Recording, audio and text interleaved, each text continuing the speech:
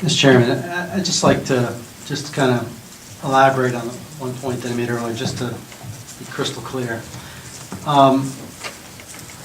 Again, my biggest objection is the fact that we're taking developed property, including it in the TIF, in order to make the numbers work. And we're doing that in the name of economic development, or at least it's being proposed we do that in the name of economic development. Well, let's take that to the nth degree.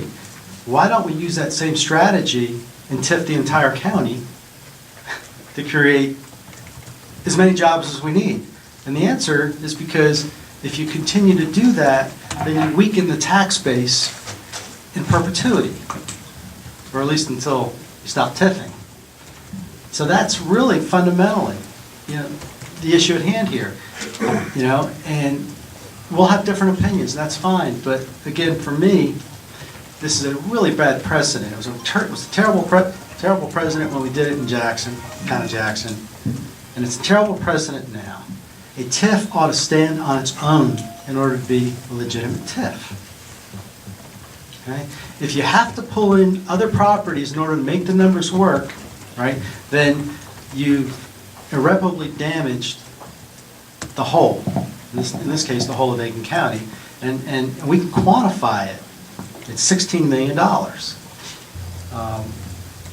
There's no such thing as a free lunch when it comes to finance.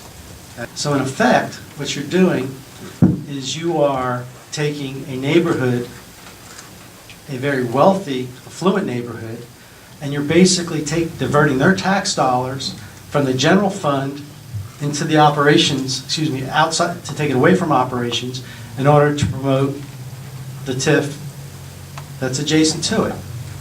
And it actually violates the spirit of what a TIF is about.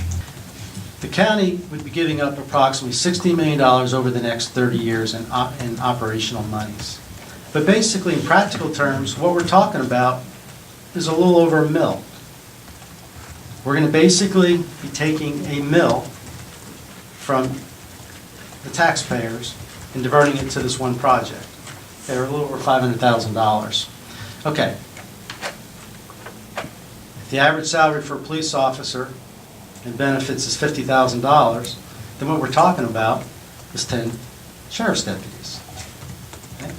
If we're talking about new road construction, we're talking about a certain amount of dirt roads versus paved roads. Okay?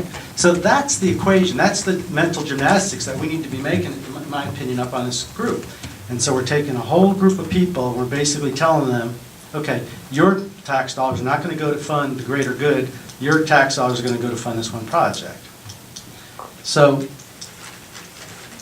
what I would like to see in this particular TIF is I could vote for it if we